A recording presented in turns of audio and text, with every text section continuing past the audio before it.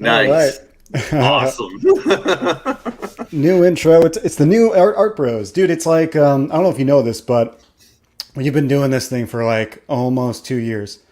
Uh, doesn't it doesn't feel like it, but I know. I looked at the calendar. It's real. So Almost two we're years? I thought we were like a year and a half. no, we started around our birthdays, which is coming up. I don't know if you know that, but Oh, fuck, that's August and right. September is right around the corner. So yeah, art pros are getting older. Soon we'll have to call it art geezers or something. Um, yeah, we're definitely getting older.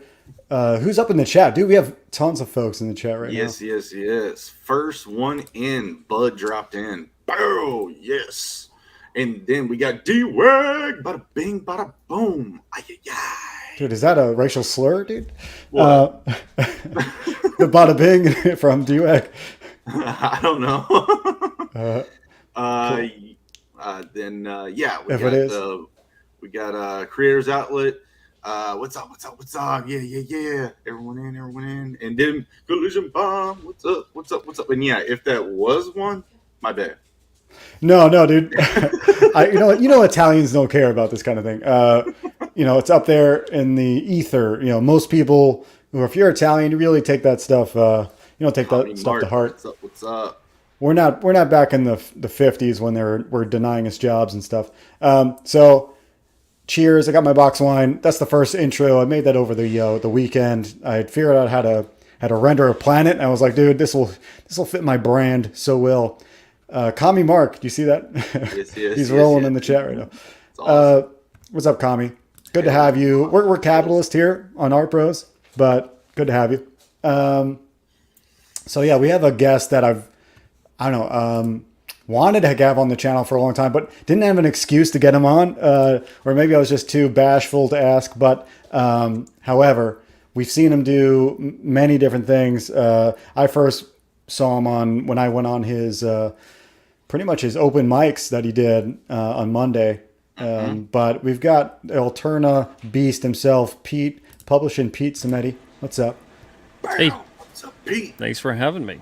Yeah, awesome to have you on the show. It's like one of those things where like we started probably around the time when I first jumped on one of your streams, and now it's finally come full circle. I like it. And congrats on almost 2 years of doing this show. Yeah, it takes commitment it takes commitment when we're not getting like I don't think we're very close to monetized, but we're on the path. We're on the path to get monetized. And sometimes it takes a good amount of work. People that don't think YouTube doesn't take work, it does, my friends. Oh, it's a tremendous amount of work. It's I'd rather just make comics. Yeah, that tells you how much work it is, because comics is like a stratosphere of That's work. the fun stuff. YouTube is Yeah, work. Yeah. for sure. Comics takes it is a labor of love, and YouTube is just A I don't know. labor. It's just labor, no love there. Jerm, what's up with you? I know you were pumping out pages over there. Speaking of comics, Oh yeah, yeah, yeah. Just completed 3 pages this week on a section in my book, so that actually pumps me up pretty fast. That's not the normal speed. We all know that. Thank God. And I had a couple more pages that should go just as fast right after. This officially would be putting me past my halfway mark, but the whole last bit of the book is all the action. And I've that's got where a the neat little way where I'm drawing all the characters and come back and just doing all the backgrounds. And so I'll be ready coming up soon. All the perks have been we've got them listed, we got them figured out, so I'm not having to figure out more ideas for them. I've just got to keep trying to do things. So I'm actually printing out crystals, and not printing, I'm sorry, molding them out of molding acrylic. them. Yeah. And so I've got a toy knife that's actually going to be coming. It's featured in the book too. So that's what I've got in the mold Heck right yeah, now. dude. First one. Yeah, I know you're doing a little bit of everything. Like you're pumping out pages, like making molds for creating like the physical stuff for the stretch goals. 24 Eyes is here. I don't know if that's 24 eyes of owl eyes, but close. He's getting closer. One day he'll hit it. One day. Anyway, Amaris is here also, throwing her nags out. Sup, stupid. I'm working on my first collection. By the way, Joe, I'm in a good mood today, so I might play it nice. I don't know yet. Well, I hope you do play it nice. We got a nice guy here Pete Samedi. Now, if you don't know Amaris, Pete, this lady's been following me for years. My first stream in 2017. That's how far back she goes. She goes far back, and so I'm glad she's playing it nice tonight. She can get pretty mean sometimes. What's up, Sherry? Well, I hope she's nice for my sake. Goodness. Yeah, she was always like kind of giving me compliments, but also calling me like an idiot at the same time. It's pretty funny. Do you know this person outside of YouTube? No, this is just YouTube friends for 5 years or something. Not that you know of. Exactly. Who knows? I'm sure I'm dumb enough to put my real name out there as well, so I'm sure you could find me if you want to. However, don't do that. I'm not suggesting it. And yeah, good to have D-Wag back in, or Coleman and D-Wag back in here saying hail. We've got Pete Samedi with multiple campaigns right now. Pete, I've always wanted to ask you. I put it in a tweet as we speak. I tweeted it, but I want to know, like, why do you prefer over-the-ear headphones? Like, why is that your avatar anyway? Like, why is the earphone thing your thing? The earbud things that go in the ear. I hate that. It's annoying, and I like it's nice, and it feels like a hug on my head. Interesting. Yeah. Nothing against them. Obviously I'm wearing these. I don't like the ear ones that have the spongy kind of. I love that it's cushiony.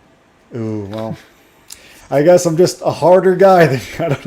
And it makes the sound feel so much more all encompassing. Whereas with the earbuds, it's tinny, and it kind of, I still hear the outside and things like that. And I'm definitely not going to spring and get some crazy, stupid, expensive type ones. So I'm going to get like ones that are like $5 or something, and they're going to sound like crap. Whereas this, I've had these for a long time now.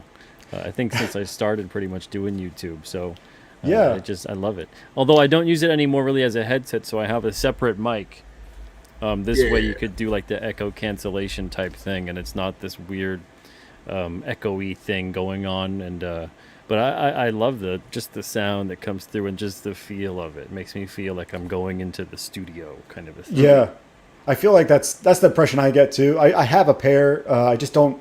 I don't prefer at least the earbuds for streaming. It's cool that you made it your avatar. Was that your idea? You have like a. It just was like, okay, I'll do a logo-ish thing, and here's a cartoony, simplified version of me. Of course, it's odd because there's no face, but right. I think I left out the worst part. So I wouldn't say that. I think a lot of people like your face, dude. Are they blind? Well, I mean, you do have a good amount of followers. Don Chen really likes it. Oh, goodness gracious. Oh, goodness gracious. Jeez Louise. He's made like a part-time job of it. I just, when you make any logo, you simplify certain elements and you just kind of accentuate. It's almost like making a caricature in a way, but a little bit more on the graphic side. So that's kind of all that was. That's an interesting question. Cool. I've never had anybody ask me that. Yeah, I figured it was it's something that I don't know. I always took notice too, but like I wonder if anybody else is wondering these things. Maybe I'm just a little nosy. Sherry, yeah. Take off your sunglasses. I'll go blind. These are tinted lenses and they're thick as all hell. Then I can't see anything. Yeah. Sherry really wants to see your face though. It's funny that. Well, see, that's the other. No, it's not. And the other, I got darker glasses. I actually got real prescription sunglasses that I do wear from time to time when I'm getting extra headaches from the computer.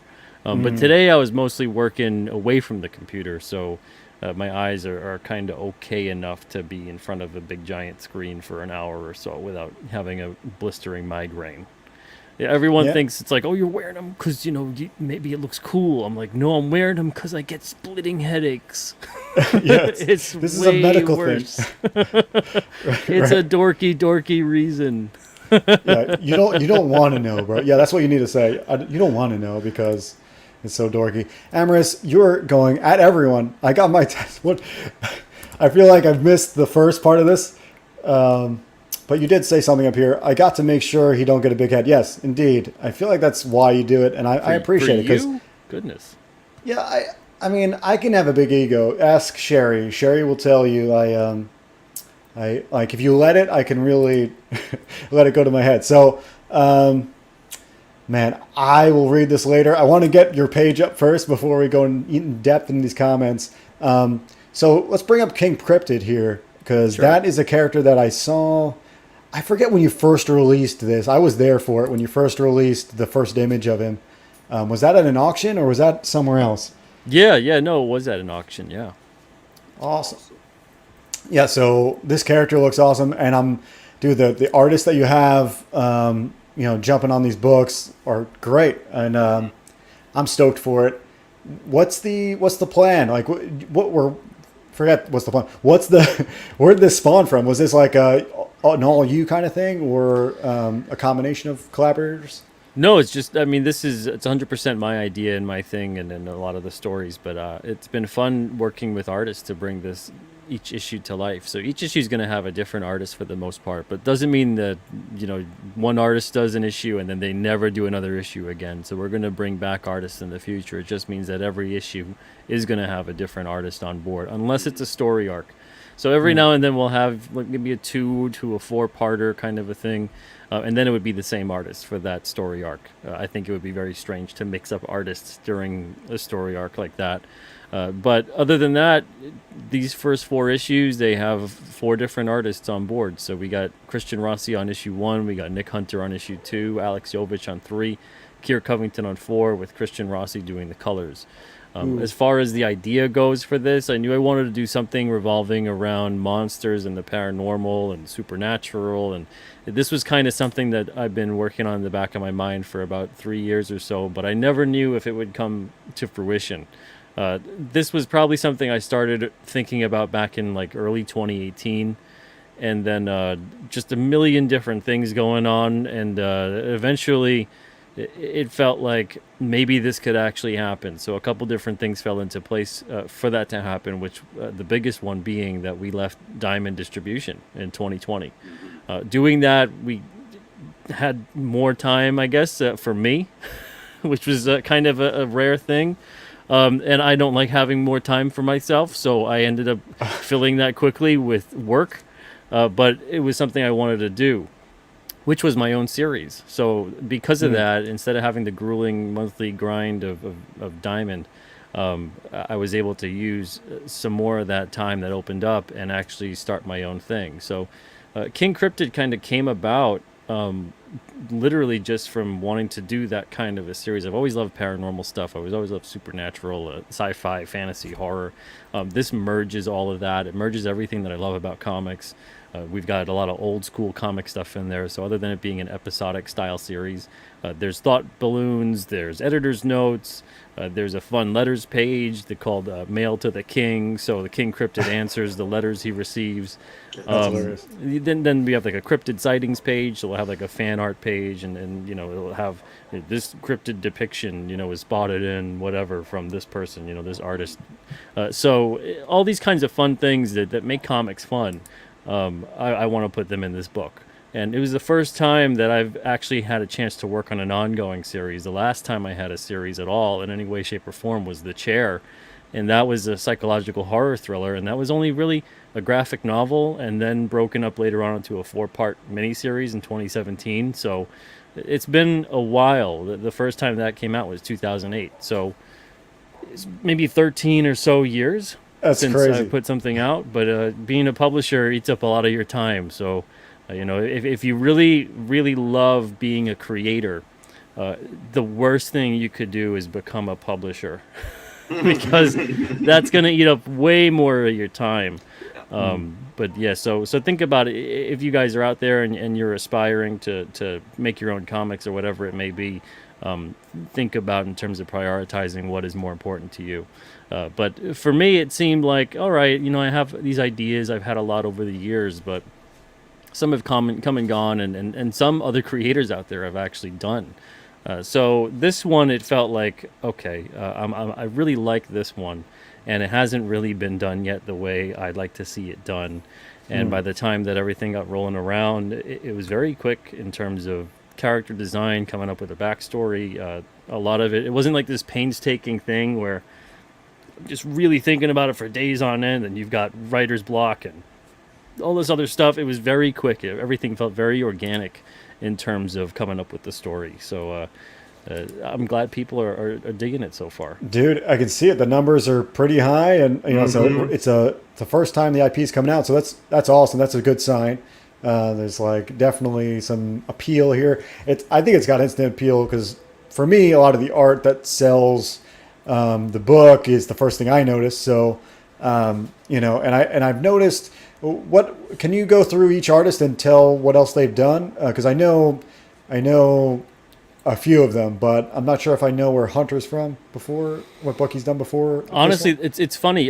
So with Christian Rossi, he's worked on Trespasser at Alterna and Voidwalker as well, and then he did a cover for It Came Out on a Wednesday. He's done a lot of work here and there too, with a lot of other indie projects. Nick Hunter, it was kind of interesting because he had sent in a submission to It Came Out on a Wednesday, and I really loved his art style. I thought it was kind of reminiscent of Art Adams in a way.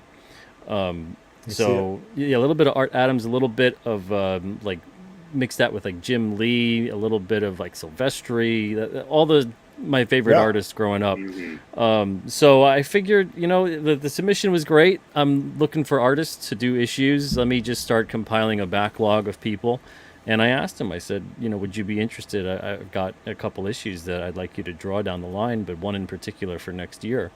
And I'd let him know about the character. I gave him the pitch for the issue, what it would be about. And he's like, oh, this sounds so cool. And immediately he was on board and he started drawing out the character. He made this very cool. I didn't even tell him, my inspirations for a lot of the storytelling in the series, because one of them is the Thundercats. So storytelling and tonal, in terms of the tone of the story, it kind of has that tone too. It mixed with a couple others. But when he started drawing them out, now Nick is an animator. That's his job.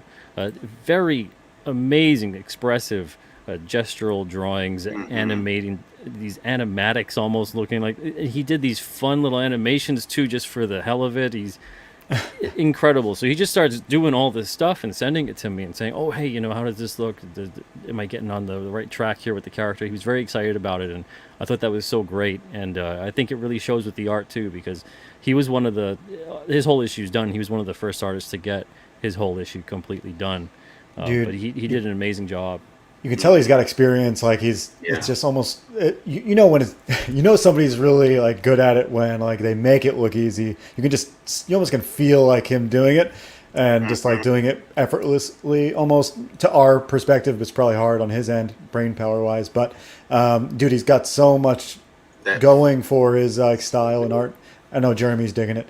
Oh yeah. Oh, it's great too. And the thing is that what's interesting about this is we have the story script up here for issues 1 through 4 as an add-on.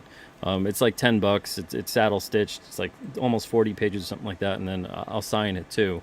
But I think if people get that, I think they might be shocked, because what it is that it's the same script that the artists get, but I don't script out this story in a traditional way. So some people might be thinking of a script in terms of just like a film script or a technical traditional comic script, and I could write those, and I have written those when I worked with artists that maybe were just starting out and not as I don't know, maybe experienced as these gentlemen are. But on this, I felt I'm really getting artists that I want to see their vision in the issue. So because of that, I set up as a story, scene by scene, page by page. There wasn't any dialogue really for the most part. It's explaining what's occurring in the scene on the page. It's me telling them the story of how it's going and who's saying what, how they're feeling, and this and that. But there's nothing that's saying like the camera's here, say that, zoom in, zoom out, 5 panels on the page, all these different things, and being very almost like a director to them. It's more about giving them that free reign of saying, look, this is the story, this is the page, this is what the scene's going to look like on this page. And what do you think? You come up with whatever comes to mind, and don't worry about it. I'll go in there and retroactively adjust the script and create different dialogue, caption, thought balloons, whatever as necessary. I want the artist to really bring their A game with what it is that they're getting through when they read the story. And they all did that, and it was amazing doing that with them. And they all really liked it, too. I think they felt a little bit freer with it, that it wasn't quite me saying, well, do it like this because the words have to be here and they have to be there, and you have to have the story set up like that. And it was truly a very collaborative experience. For sure. I feel like you are the artist's best friend, because a lot of us really do like the freedom. I mean, I can deal with if the writer is really good at visualizing, I don't mind they give me panel by panel, even shots, but they have to have experience, like almost doing storyboards or something, for me to like really like what they're giving me. But yeah, dude, I think a lot of us would. I know Jeremy too, like the freedom. I think because we're more attached, we're going to do a better job at the page we're doing, because we're like really invested in it. So yeah, basically, if you give me the sketch out, I'm like, well, if I don't do this, I'm doing it wrong. So it's right. But you try to make the best out of it too. And there were definitely there were maybe like 4 or 5 pages out of the 4 issues where we had to tweak something, or there was something that was a certain panel needed to hit a certain way.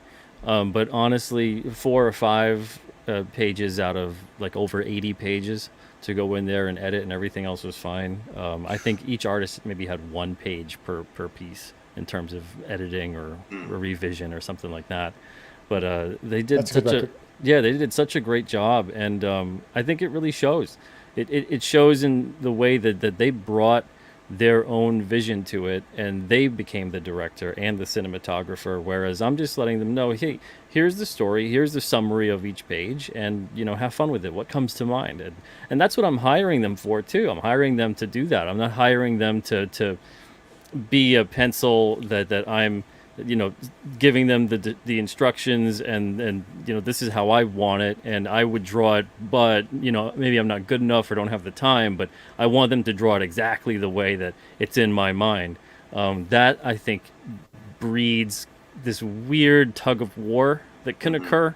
But it's one of those things that with this, I got very capable people to work with me on the book, and it's going to be like that with every issue. So that's how I'm going to be scripting as we go forward. But it's one of those things I think that readers are really going to love seeing what these artists brought to the table. And if you do get the story script, I think you're going to be very impressed with some of the stuff where it's like a paragraph and then they made this beautiful page come to life, and they really told the story visually and took what I wrote and then mapped it out and put it right there and put these compositions together and everything. They did a great job. Hell yeah. I think that's, for me, like you're speaking to me, like we said, but Chris Fisk has this controversial statement that Thundercats is solely responsible for creating a generation of furries. Now, I don't know if that's true or not, but he does remember that you see the first episode where they're all naked. I do remember. I remember thinking, is Chitara wearing clothes or is she not? Because she's like, it's like weird. Her skin pattern like goes across her leotard and then on her skin. You're like, what is going on with this stuff? Chris is probably right. I don't want to admit it, but he's probably right. Did you watch it as a kid? Is that like one of your biggest influences? I loved it as a kid, but I'm certainly not a furry. Yeah, I wasn't. No, Jeremy's another story. I don't know what he does at nighttime. I mean, it's okay if that's an admission, Chris. There's no judgment here. Indeed, he might be projecting out here. Jeremy, do you like the Thundercats? Were you in that? No, I really wouldn't. I thought the sword was cool. Lionel, what was the little thing? Smurf or Snurd? Snarf. That's what it was. Yeah. I just never watched it. You're embarrassing me in front of Pete, bro. It's a great series. You should check it out. Check it out, man. Dude, I just like the concept and the old school stuff. I even like the weird kind of half animation based one they did in 2005 or so. I don't know what it was. It was later on, but even that was kind of good. Even it carried over at least some of the episodes. I don't know if all of it was, but from what I saw, it was interesting. So I'm so stoked to actually get my hands on some real, because I didn't read The Chair, but I remember you saying that was a story you've done, but I've not read anything probably from you then. So I'm looking forward to this, which is cool. Sherry says, now Joe's going to make me watch it tonight. With the bet. Yeah, she knows me. She knows me. It's not my fault, you know. I just like to share.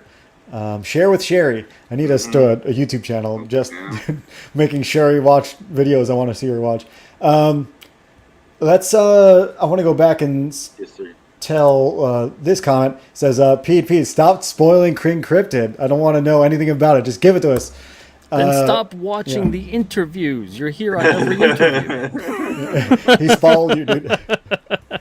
See, he says to stop, but meanwhile he can't help himself, and he has to be seeing every single interview when I talk about it. Thank you, Alejandro. So, dude, I like the flat colors. This is Rossi's, right? Is this his color? This was Christian's, and I this is where I gave him a direction on the styling that I wanted for the coloring on this particular issue, because Kier's line work is so strong. It's very reminiscent of that really strong high contrast black and white line work that comics used to be so well known for. And I thought it would be such a shame to muddy it up with anything that resembled modern coloring. And especially where we print the issues on newsprint at Alterna, I wanted this to be the most newsprint issue we've ever printed.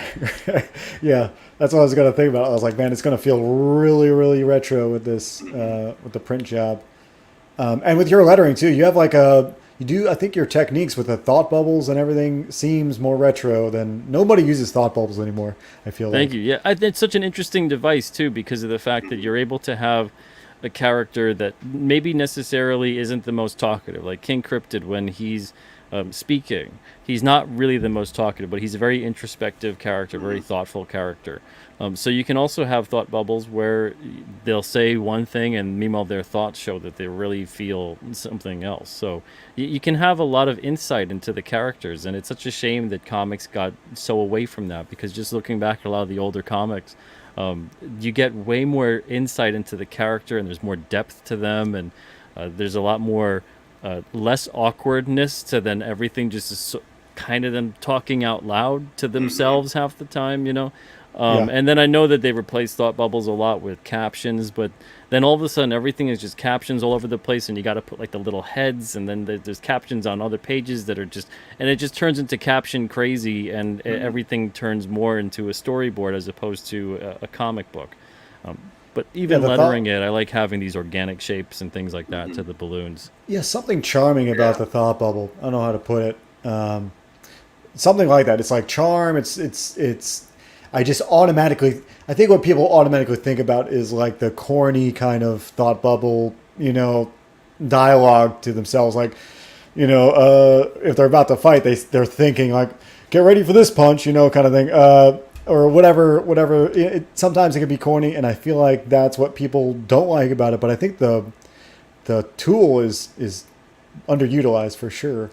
Yeah. I love using the thought bubble when it becomes not necessarily something that is the character repeating what's occurring on the page, but more an explanation of their thought process, of what they're going through, what they're thinking. So meanwhile, it's not something that the internal monologue is so articulate that they're actually having the conscious thought. But like when we see King Cryptid sees the group of people, if that was a panel where you either have it silent, or you have him saying something, or you have maybe someone in the group saying something, you don't really get the same awareness that King Cryptid has of the moment, thinking as he's assessing the situation and these people, that what is he thinking when he sees these people? And what he's thinking is he can't tell if they're friend or foe, but he's going to see if he can kind of hide out a bit and get closer and listen to the conversation. And then that's what we see in the fourth part. And then we see the people are speaking. So to have the thought bubbles removed and things like that, or to use them in a different way, it starts to turn into something where you lose a bit of that from the character. So I want to make sure that every single thing here is not necessarily redundant, but it's more about giving an added sense of personality or letting you in on their thought process. Yeah, something about, I get like a heartwarming feeling looking at this page. I don't know, like something, it's like nostalgic or something. It's got to be nostalgia. That's the only explanation. Well, it just looks like comics should always look, to be perfectly honest. Indeed. Yeah, it's like, it's reminiscent of what you used to read when you were a kid, or in my case, what I used to try to read, and I used to have to hide the books or find them from friends. Looks like Alejandro's got Thought Bubbles going to be put in his book because of you. So there you go. You're spawning it. You got Thought Bubble spawn out there, which is good. Bud's got this controversial as hell question. How long will it be till we have talking comic books? I don't know. Does it all of a sudden not become a comic book at that point? It's like one of those greeting cards that open up and it just starts talking.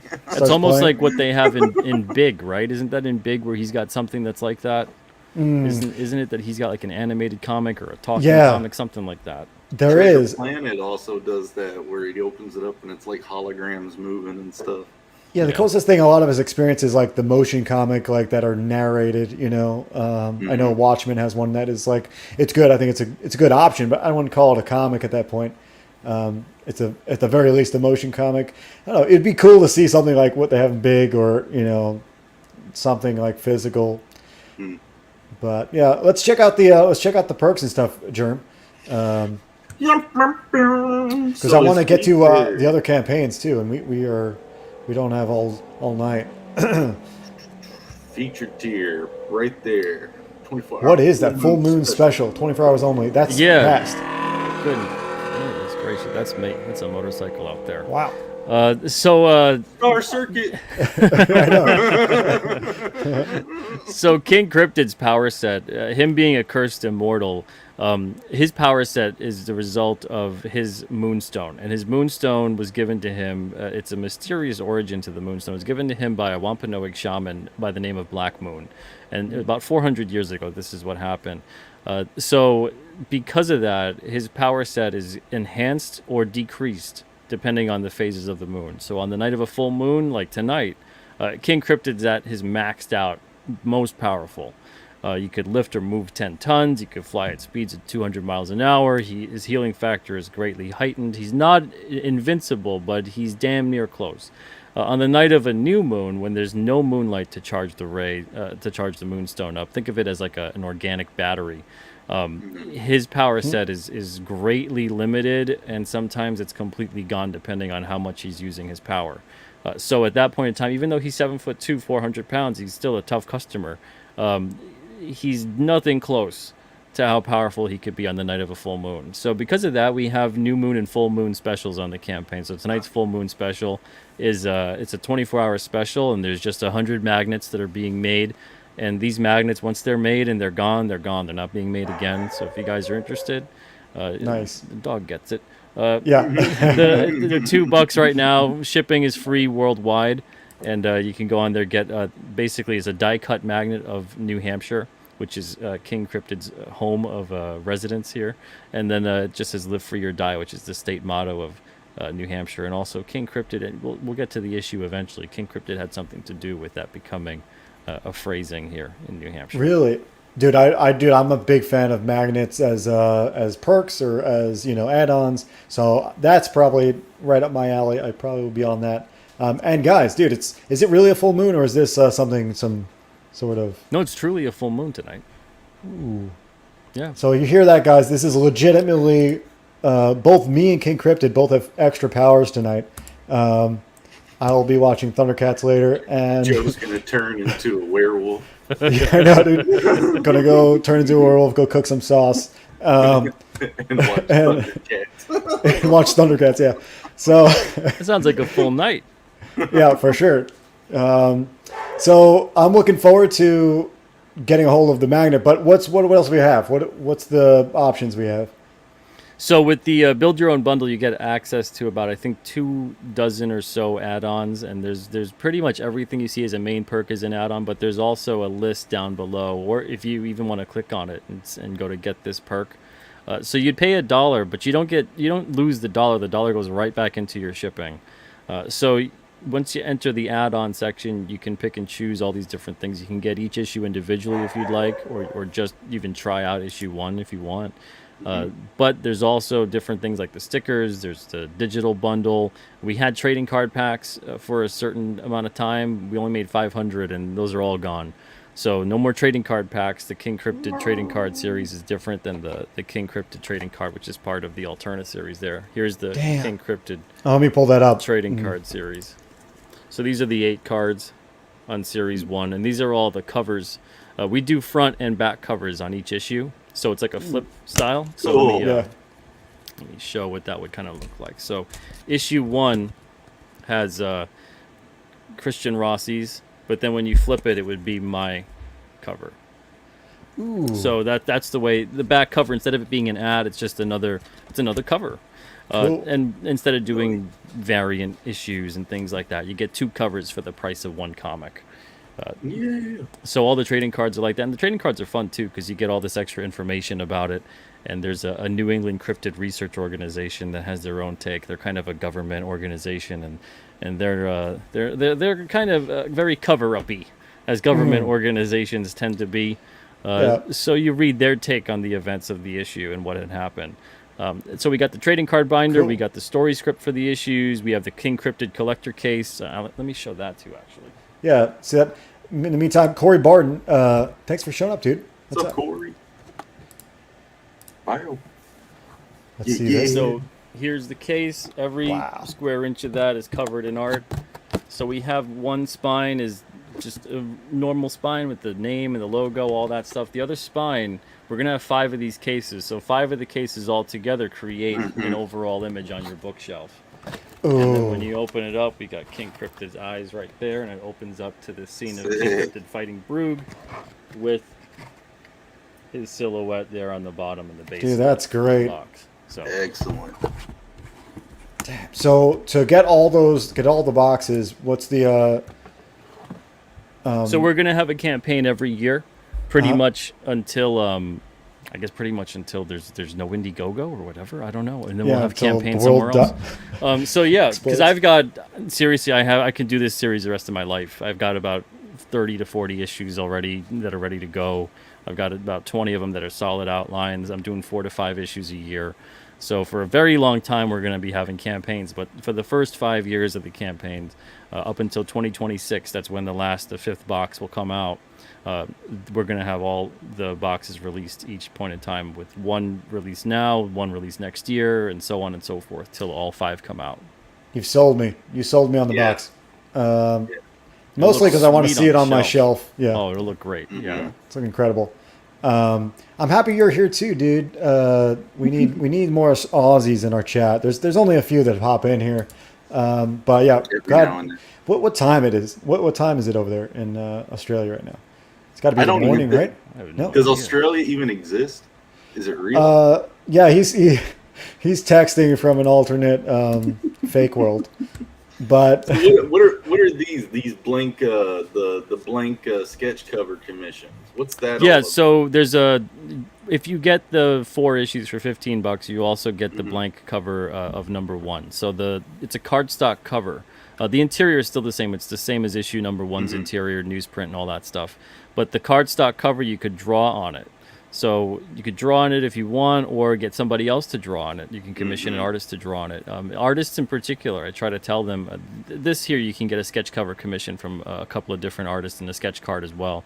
But if you're an artist, think about getting the add-on for the 5 blank blank right there, because that's $15. So if you were to sell each, and Joe's very, very talented, and so are you, Jeremy. So if you guys each got one of these, you could turn $15 into probably $200 to $300 by drawing on these covers and selling them. And if you do that and you want me to kind of signal boost it a bit, tweet it to me. I love seeing people draw this character. It's such a thrill to see anybody draw the character. But can I send it to you to sign? Yeah. And then send it off to whoever? Sure, yeah. As long as you don't mind covering the postage and whatnot, I'd be happy to do that. I'm sure that'll seal the deal for somebody, for sure. The chair. The chair. The DVD. Yeah. So basically, the book I was talking about before, The Chair, which is a psychological horror thriller on death row, which was my first book. It got turned into a film in about 2016, 2017. And so we've got the DVD Blu-ray on here. It was Roddy Piper's last feature film. He did a great job in it. We got a couple other people in the film as well, like Zach Galligan from Gremlins. Noah Hathaway, who was in Never Ending Yeah, Story. Never Ending Story. You got Noah in this? Yep. Yeah. Oh crap, that's awesome. Jeremy might buy it. So for those of you that are fans of like American Horror Story, that character, we have Naomi Grossman, who was the character of Pepper. She was in like season 2 and I think a couple other seasons as well. But we have a whole lot of great indie actors on here too, rounding out the cast, and they did a great job on the film. It's mostly faithful, I think, to the graphic novel. And we also have the graphic novel that's on there too. So if you're interested in getting both, you could check that out. And for those that maybe aren't familiar with my writing and want to get an idea of what the writing would be like, the chair is also available on alternacomics.com, so you guys can pick that up and read that before you decide whether or not you want to back this campaign. 2 very different stories, though. The chair is closer to like kind of like a Twilight Zone kind of story. And whereas King Cryptid is straight up a very fun adventure sci-fi fantasy series about the paranormal, where the chair is more of a grounded graphic novel. And people have asked me to do a prequel or sequel to the chair, but that's not happening. It's just the story is what the story is. Right, it's a one shot as far as you're concerned. Well, Sherry says I'm going to need to see that. I'm sure she's only saying that because of the actor. The Never Ending Story guy. However, I'm looking forward to like tons of these. Like I definitely want the box, and I'm definitely going to get all 4 issues. I just don't know in what combination. So I'm glad you got to build a bundle. Has anybody else? Where'd you get this idea for this build a bundle thing? Where'd you get this idea from? I think it mostly just comes from the fact that that's kind of what's always happening on the Alterna site. So the Alterna site is just a traditional website where you can go in there and literally every single thing you put together is you're building your own bundle. I wish Indiegogo didn't need me to do this. I wish it was all a la carte, and then we would just go in there and I could actually say, okay, this is the quantity of this is the quantity of that, and everybody can just go to the main page, add up what they want, and then check out. I don't know why none of these crowdfunders do it like that. It's strange at this point. But this is kind of the closest thing to that system. So that's why I thought, well, you know what? If all they have to do is get a main perk, why not have the main perk just be $1, put it to the shipping, and then they can go right into the add-ons and just get whatever they want to get. How do you logistically figure out like shipping on something like a build a bundle? Like, what if they only get 2 things? Do you well, shipping for the U.S. Shipping for the U.S. is easy, so it's $5 flat. So anybody that spends anything in the U.S., no matter how much you get, is $5. As far as international, it's a little trickier, but that's where I'm kind of glad I've been selling on the website for years. So this way I can just say, okay, I know how much this is going to be. I know how much everything weighs at this point. Everything is like, it's another $5, it's another $10. It's going to be that. It's going to still be pricey with international because we can't unfortunately dictate any of that. But it's a lot that's what I mean. Easier like, than, yeah. Let's just say they only get a trading card for no reason. And a trading card, I think that might be free or $1 for international shipping. Okay. Yeah. Interesting. So you have it set up depending on what they pick. It adds a certain amount. Yeah. Okay. Cool. D-Wax says you got the idea from Build-A-Bear. Although actually for the add-on, because of the fact that the build a bundle has to have a set amount with international, if you just want something like the trading card or the sticker, you're better off just getting them from the main page as opposed to doing the build a bundle, because we have to basically predict that this is going to be someone getting something up to like 2 pounds, because that's the way a lot of the shipping works. Is it's like 9 ounces to 2 pounds is the same price, as horrible as that sounds. So we can't go in there and say, well, it's going to be free if they get a trading card, but then if they get like the case or they get something that's heavier, then all of a sudden everything gets thrown off. So again, Indiegogo doesn't make it necessarily the easiest to really custom tailor the shipping like that, but I'm hoping that eventually they will. The add-on thing is kind of relatively new. I think the past maybe 2 years or so they've had this, but other than that, you can go in there right there, get the main perks and move along like that. So we do have a couple of different bundles set up. So like if you want the case and the comics, you can get that as a main perk as opposed to building your own bundle, but you could still do it this way too. Dude, it sounds like just going through your campaign is going to be an adventure. All you guys head over to the campaign. The link is in the description. not for this as well. Jeremy, do you have? I want to bring up because we only go to 9 o'clock, so I want to bring up your other couple campaigns because do have one in demand and one funding, right? Yeah, we could just talk about the summer one. You don't no need to cool. talk about the spring one. The spring one's almost done with fulfillment too. All right, cool. I'll let Jeremy bring that up. In the meantime, Barton's saying, I heard New Zealand's missing from a few world maps. I can see that. It's I feel like they're like the forgotten child of the world. It's apparently some kind of Mandela effect where a lot of people think New Zealand is like north and to the right of Australia, and it's not. Yeah.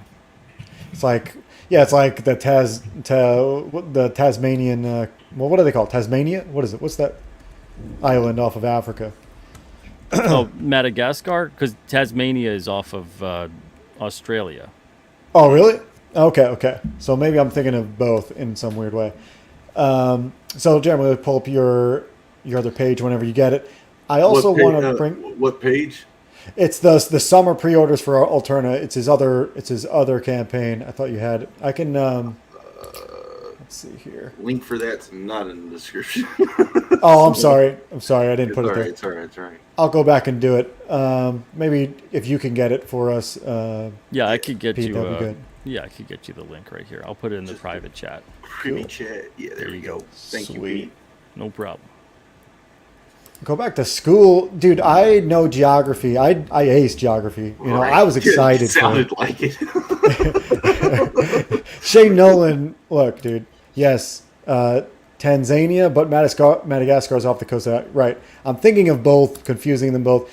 Who cares, guys? It's an island. They're both imaginary. You're on fire. Awesome. So yeah, summer 2022. It's a good year, guys. I'm 34 years old. Let's see what we can get from Alterna this year. Yeah, so we got 6 new issues on the Alterna campaign for the summer campaign here. We got 8 days left. We're very, very close to that goal. So it's at 8,866, and it's a $10,000 goal. We got Baron Rat number 3, which is the last issue of the Mr. Crypt universe, and Baron Rat, of course. We've got Blood Realm number 10, a nice dark fantasy book. We've got Downcast number 6. For those of you that know Downcast, that's a real fun sci-fi thriller of a book. It came out on a Wednesday, number 19. That great Preston Acevedo cover here. He did a painted cover on canvas, and that's just a fun anthology series. And then we got Unit 44, number 5, and or number 6, I should say. And that's a fun series now, because before it was it's about these bumbling Area 51 agents, and before it was a mini series of 4 issues, but now it's episodic and it's ongoing. So every single issue is a new case file. That sounds awesome. Yeah. That sounds and awesome. then and it's got a nice kind of tongue-in-cheek humor, sci-fi quality to it. Yeah, that's Wes's, right? Yeah, Wes Loker on that book. Yeah. And then we've got Wolf and Batsy number 5, and that book is becoming a fan favorite at Alterna. People are really digging it. It's a werewolf and a vampiress, and their adventures. They're not as bad as they look, but they'll still eat you if they're hungry. But they're not quite villains. They're just trying to make their way in the world as these cursed undead creatures of the night in a way. Yeah. Although werewolves are not undead. That is true. I'm sure there are some IPs that went that angle, but yeah, this is so close to funding, so this is what we need. Though it is fixed, right? So it has to hit, right? Is that the it point has to hit. If it doesn't hit, that's it. They all get fired, and it's all your fault. All the books get burned, guys. Yeah, it's all Think what that does to the planet, right? I mean, that's what the mainstream says. You have to blame the customer. It's all the customer's fault if these don't sell like they should. Right? It's not ours, bro. Look, I'm dude. I love a lot of the IPs. I've read the old school stuff. I've read obviously Wes's book, and Trespasser. I've read Mighty Mascots and Gods and Gears. So I need to jump into some more. So maybe I will be able to grab a couple more. Yeah, this one's great too because you yeah. get the 6 issues for $15. Alterna is the most affordable publisher out there, so you're never gonna feel like you got ripped off or you didn't get a great value for your dollar. Right now we have. Does Walmart have Halloween decorations up yet? I don't know. Maybe. Like Christmas, they usually have out before Halloween, but Alterna is beating Walmart right now. Yeah, and we have to because this campaign ships in September. So I figure it's a good way to jump on it if you want to get your Alternaween bundles early to get your trick-or-treat comics. Go for it. You get a stack of 25 random, mostly in reader to find condition, so they're not really in near mint collectible shape, even though some people would probably argue otherwise. They think that the dinged and dented discounts we give are ludicrous and that I'm sending out near mint copies, but you'd be hard pressed to find someone who wants their near mint copies thinking that those copies are near mint. But you can get a nice stack of Alternaween comics there for Halloween for $15. And we got that on the site right now. We'll have it eventually on our own site too, but I figure if anybody wants to get in on it early before they forget, because once September rolls around, it turns into just madness. So, get in on it early and get your Alternaween Is this bundle. the cheapest way to get some of these books, or is it just the quickest way? It would definitely be, if you just want to get alternate books and you just want to read whatever we send you, it would definitely be the cheapest way to get them. But the thing is, keep in mind too, though, you're going to get doubles or triples of certain issues too. So you're not going to get a straight up different 25 because we have in mind that you're getting these to give them away. So it's okay if you get a couple doubles and triples here or there. But you're not going to get 25 of just one book. That's for sure. Yeah, I think I might do that. It seems like a solid way. I need to give out Alterna books instead of candy this year. That'd be fantastic. Yeah, kids love them, and they really love the houses that stuff a king size bar into the roll up the issue, and then There you go. That's what I need to do. They've been skipping my house, and not anymore. I'm going to bring them back with the king size and the Alterna books. Really cool stuff. How long why did you start being a publisher in the first place, Pete? What made you go this route? It's I guess it just kind of happened. It just did. It's strange to say it like that, but I never really planned on it. I planned on getting my own stuff out there. This is back when I was 21, and this was 2005. So I planned on getting my own stuff out there. I knew I wasn't good enough just yet, but I knew I had to still get stuff out there, and I figured, well, I'll learn as I get more and more books out. And eventually I find that I'm making these books, and I like certain parts of making comics, certain parts I didn't like. And I figured, okay, well, eventually I'm going to work for another company. I'm going to, work for Marvel or DC or whatever. And the more I found out about the industry, even back then, people were like, 2015 thinking, everything went to crap. It went to crap long before that. So I'm finding out a lot of this stuff from people who work within comics. I went to a lot of conventions, talked to a lot of professionals, got a lot of advice. And then basically figured, all right, well, I'll stay just doing my own stuff. And that's how it'll be. So eventually I kept getting submissions from people. I kept getting submissions from people who were far more talented than me. And that's not to pat myself on the back. That's just to say what a crime it is. So I started saying, we're not really a publisher. I'm barely even a creator. Just starting out, really. I didn't feel comfortable publishing other people's work. But as time went by and I started getting more familiar with things, I kept getting more and more submissions. And it was all the same thing. It was all the same common thread with a lot of talented people. They don't really know anybody in the industry. They're getting rejected. Their thing doesn't fit. So all these publishers, they don't really want to sign their stuff. So I figured, well, what harm could come from giving people a shot, and we'll just start small and do print on demand, and that's how it'll be. So that's kind of where it went. And 16 years later, here we are. So. It's strange where life takes you. I mean, our first website was a MySpace page. That's how seriously I took all of it. It just directed you right to the MySpace page. I mean, that's a blast from the past too. So yeah, for sure. To think about that to then now where we've come. I mean, there's a couple different things that I wouldn't have done, but at the same time, I don't regret that we didn't do it. But if I started today, I would not care about going into distribution and things like that. Go straight to. We live at such a great time where you can go straight to the reader, build your own platform, get your audience, get out there, talk about your books, be excited about your books. Care about them more than anyone else could care about them. But at the same time, be detached too, because once you release that book out into the world, it isn't 100% yours any longer. So understand that it's kind of like I would imagine having kids, and now they're adults, and you send them out into the world, and you don't have ownership on every decision they make, and you can't control everything they do. And it's the same thing with when you get art out into the world. You get a comic out there, you get people reading it. Some people are going to love it, some people are going to hate it, some people are going to irrationally love it, and some people are going to irrationally hate it. That's just the way it is. Don't take it personally. Keep doing your thing. Keep making your story. That wisdom, I feel full now. The wisdom has been brought down to me from Pete.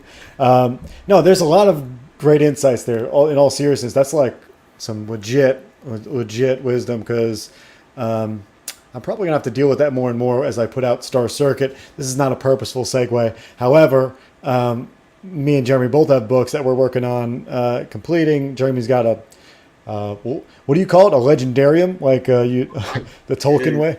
It feels like that.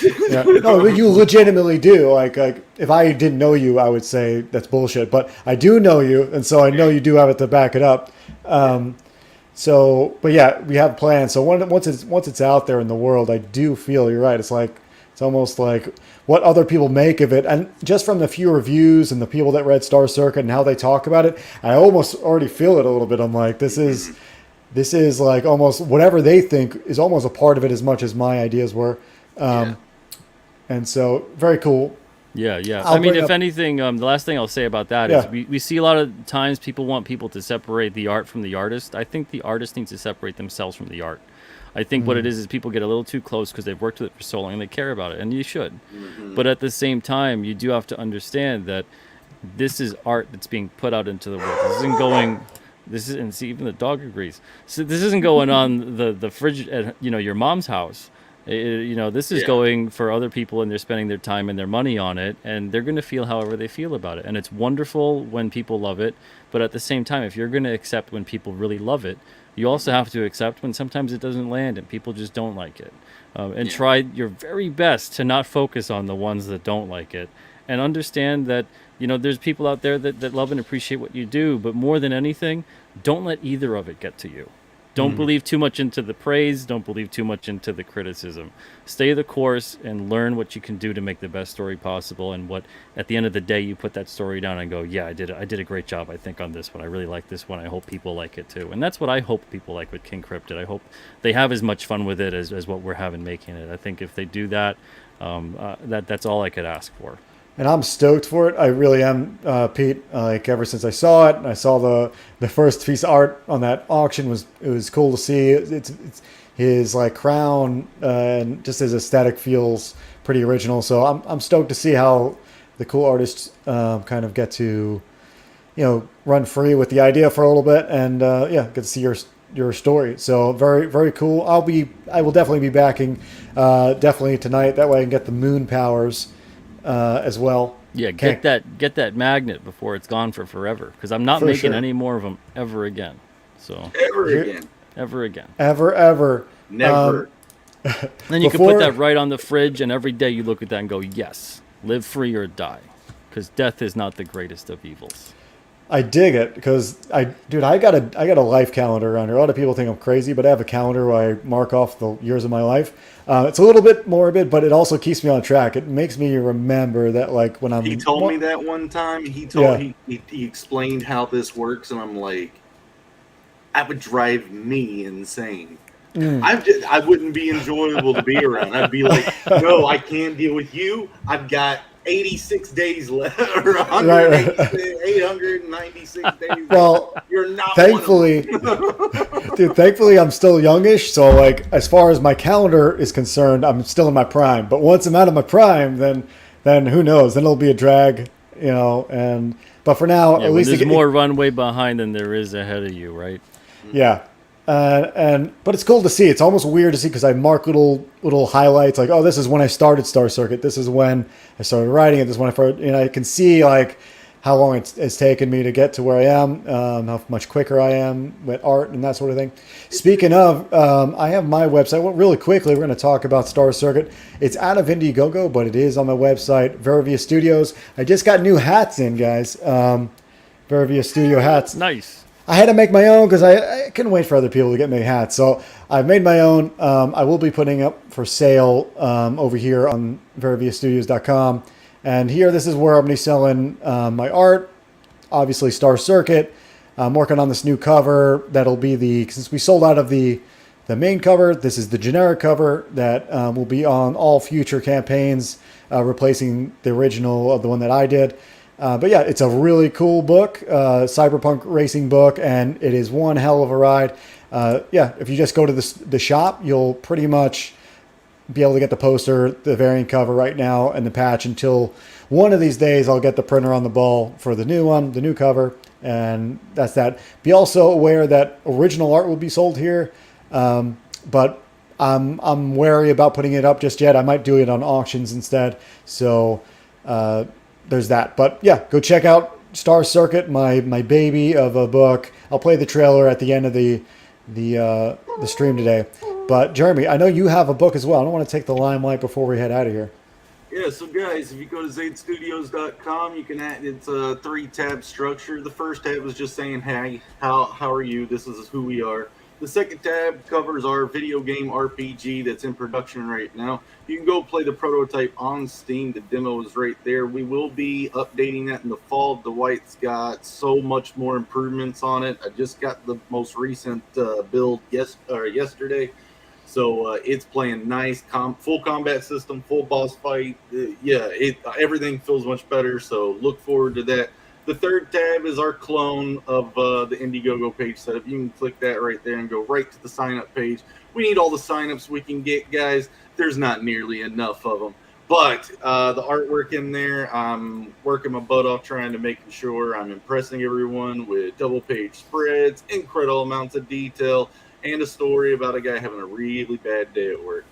So yeah, been we all relate to great that. stuff. When are you launching that? Hopefully towards the end of fall. So it's looking like it's probably going to be a Christmas shipment if everything goes great. But I'm not taking anybody's money until this art's done. Dude, a nice holiday, nice little holiday fall. A fall campaign will do well if you get in there early enough, I think. Mm-hmm. But yeah, I'm stoked for this. I've said it before, guys. He's got a great cover, one of my favorite covers out there, and yeah, looking forward to it. Thank you, Joe. Appreciate it. Hex yeah, guys, it's been fun hanging. We have Pete here, obviously, and Jeremy. If you could pull up his page one more time for K Cryptid. One last thing, I just want to check the number just to see if some random person jumped on. Though I feel like whoever does, they usually sound out in the chat. You know. Anyway, I will be doing probably the build a bundle. I think. Don't like watch out if I do that or not. I probably do one of the few bundles, the box or something. Yeah. Yes. Heck yeah. Yes. Nice. One more. Good to have you guys on the chat in the back end, helping us out, helping creators. We have other people coming on this month. We have, I believe, I don't know why I'm blanking right now, but we have someone that you all know that I can't remember. And it's going to be fun next Wednesday, as usual. Pete, it's been real. Yeah, absolutely. Thank you guys for having me. It's been a blast. I'm really stoked for this. I'm really excited that you've got one of your pieces of your own original work out there again. Yes. Yeah, I'm excited to be making this for the rest of my life. Like I said, I hope people have fun reading it, and I hope when they put down one issue, they think that one was so much fun that they want to read the next one. That's all I could hope for. So thank you guys for watching today, and thank you for supporting the campaign. Hell yeah, guys! This has been Art Bros. Jerem, where can we find you on the interwebs before we roll? At Studio Zade on Twitter, ZADE, not the other Zades. And YouTube channel I do every Thursday night with Dwight, my older brother, programs the game. So that's YouTube channel. It's Zade Studios. Basically everywhere else, Instagram, Zade Studios, Facebook is Zade. And you, Pete, where can we find you? You can find me on Twitter at Peter Cimetti, and on Instagram at Peter Cimetti Art, and also on YouTube at youtube.com/either Alterna Comics or Peter Cimetti. Hell yeah. Awesome, guys. You can find me also on Twitter, Catapano Art. And you can also go to veraviastudios.com, like you said, and find links there for everything. So awesome times. Been real, guys. I'm working on a new YouTube video. That'll be out probably this week. It's about pretty much comic artist style breakdowns. I'm going to look at famous artists and see what really makes their art magic. And I'm working on that right now. It's really fun. I actually have a computer that can run editing software, so that's great. But yeah, it's been great, guys. Let's roll at her with the trailer for Star Circuit. Thank you for showing up, everybody. Peace out. Welcome to the future. A place where you can find anything you desire. If the burner gangs don't find you first. Where the fastest racers are artificial. And if you're human,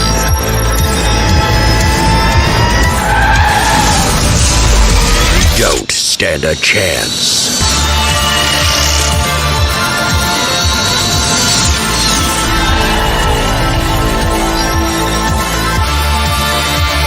Star Circuit.